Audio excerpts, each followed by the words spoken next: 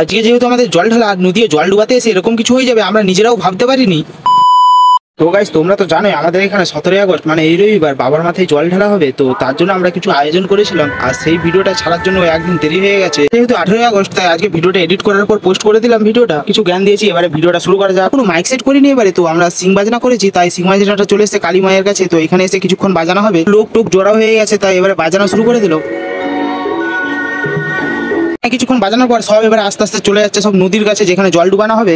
আমরাও চলে যাচ্ছি তার জন্য। A few moments later. এখন আসার পর চলে এলাম আমরা নদীর কাছে। তো এখানে গাড়ি রেখে দিয়ে আমরা চলে যাচ্ছিলাম নদীতে।